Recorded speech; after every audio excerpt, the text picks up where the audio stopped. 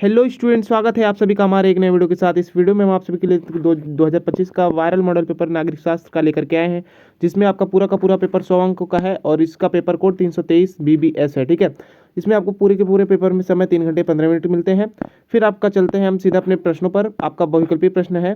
बहुविकल्पीय प्रश्नों में हम देखते हैं आपका बहुविकल्पीय प्रश्न क्या है कि निम्नलिखित में से कौन सा बाल्टिक गणराज्य में शामिल नहीं था। ठीक है, तो यहाँ पर राइट ऑप्शन आपका हो जाएगा जॉर्जिया। ठीक है, एस्तोनिया, लिथुआनिया, लैटविया, ये तीनों आपके बाल्टिक गणराज्य हैं। फिर आपका आता है यूरोपीय संघ के झंडे में कुल कितने सितारे हैं। तो आपका राइट ऑप्शन यहाँ पर हो जाएगा संख्या 12।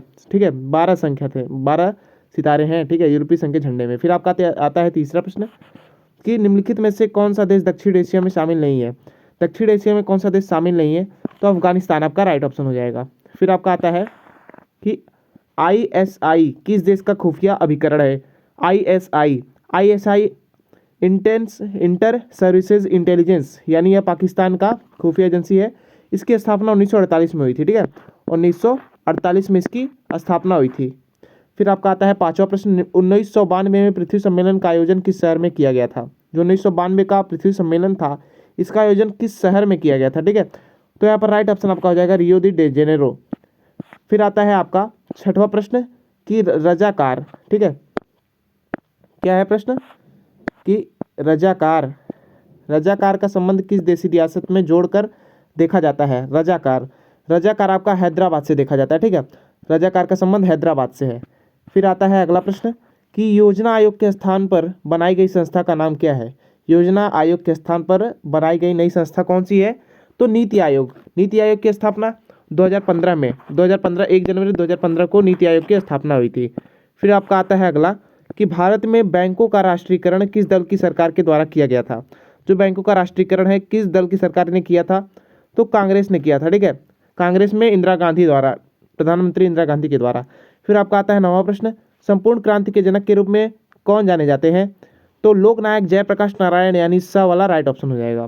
फिर आता है अगला कि निम्नलिखित में से किस वर्ष सरकार द्वारा मंडल आयोग की सिफारिशों को लागू किया गया था।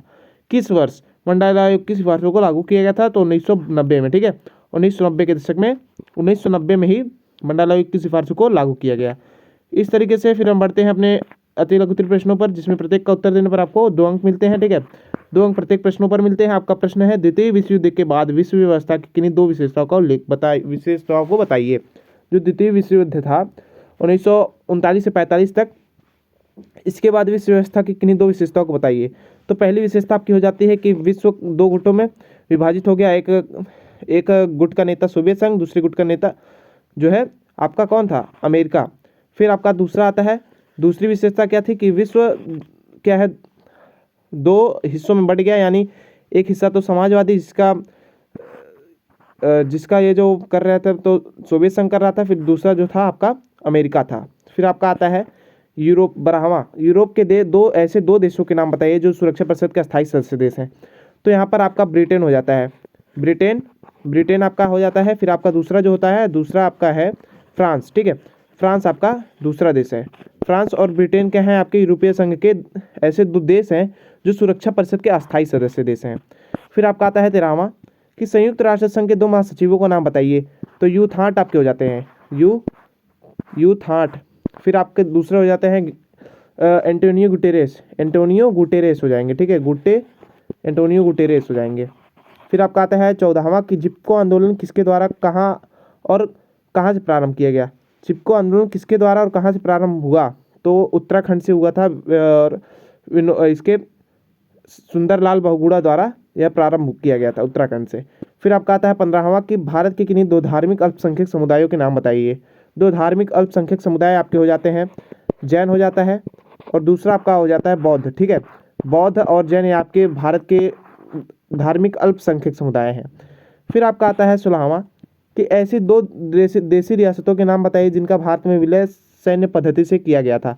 तो आपका हैदराबाद हो जाता है, हैदराबाद का सैन्य पद्धति के द्वारा विलय किया गया था। और एक जूनागढ़ हो जाता है। ठीक है, जूनागढ़ एक हिसाब से यहाँ पर जनमत संग्रह हुआ था, तो इससे भी माना जा सकता है, लेकिन आपका जो सैन्य पद्धति के द्वारा जूनागढ़ और हैदराबाद में किया गया था। फिर 17वां आता है कि भारत में नियोजन के किन 2 उद्देश्यों का उल्लेख कीजिए। भारत में नियोजन यानी प्लानिंग के कोई 2 उद्देश्य बताइए।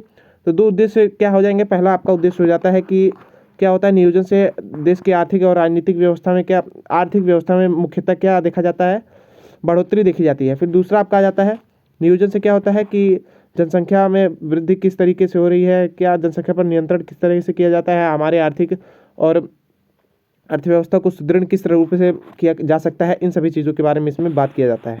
फिर आपका आता है मंडल आयोग। मंडल आयोग की किन्हीं दो सिफारिशों का उल्लेख कीजिए। जो मंडल आयोग थी आपकी 1990 में जिसे लागू किया गया था, इसकी दो सिफारिश बताइए कौन कौन सी थी।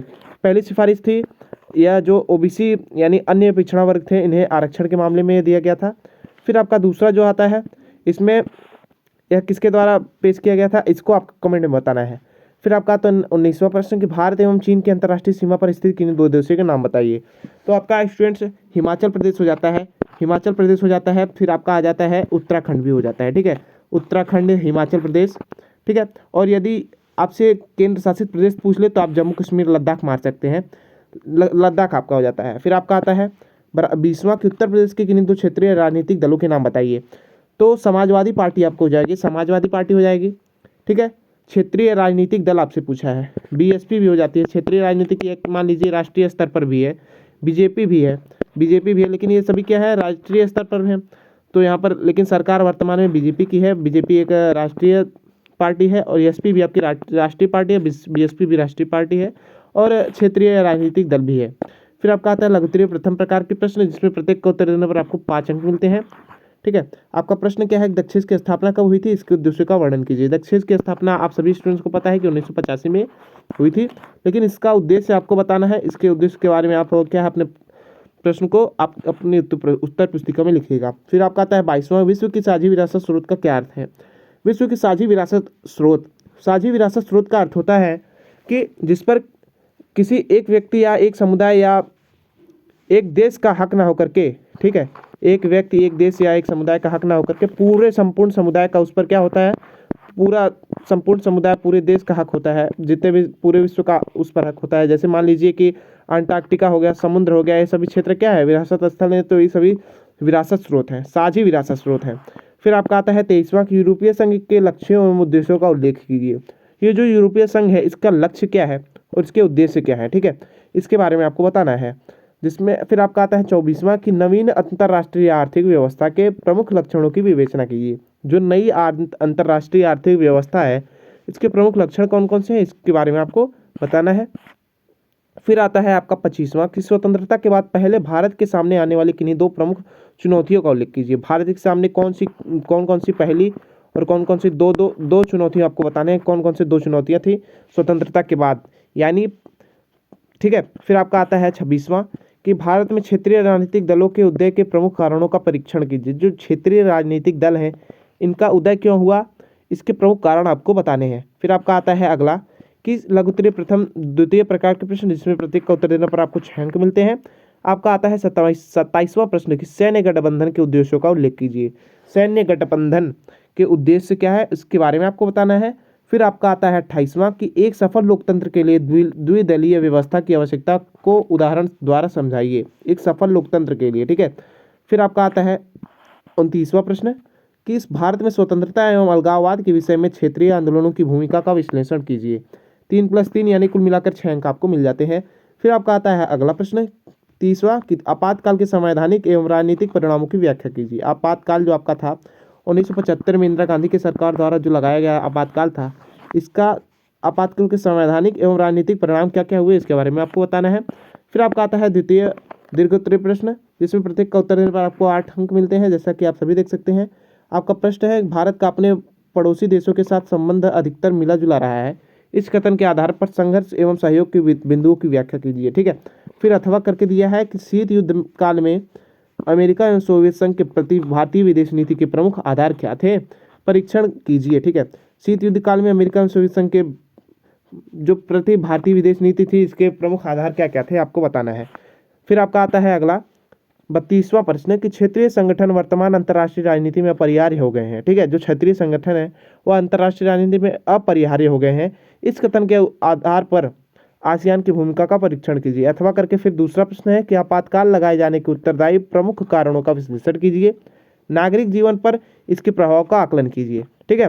फिर इस तरीके से यह पूरा का पूरा पेपर सॉल्व हो चुका है। इस वीडियो को आप जरूर से ज़्यादा शेयर करिएगा, ठीक है। और अपने दोस्तों से इसे ज़्यादा से ज़्यादा शेयर करिए, जिससे जितने भी, और इस चैनल को सब्सक्राइब जरूर करिएगा, क्योंकि चैनल को आप सब्सक्राइब करेंगे तो बेल आइकन को प्रेस भी कर दीजिएगा, जिससे कि जितने भी हम अपने वीडियो बनाते रहें आपके पास पहुंचते रहें, और आप इन सभी प्रश्नों को हल कर लीजिएगा। और यह 100% आप, ये गारंटी है कि आपका यह प्रश्न 100% गारंटी है। जितने भी आपके हम मॉडल पेपर करा रहे हैं आपके बोर्ड एग्जाम में और प्री बोर्ड एग्जाम में, इन दोनों में क्या है, छपने वाले हैं। तो इन सभी पेपर्स को क्या है, आप आराम से सॉल्व करिए और आनंद लीजिए। तो मिलते हैं एक नए वीडियो के साथ, तब तक के लिए जय हिंद, जय भारत।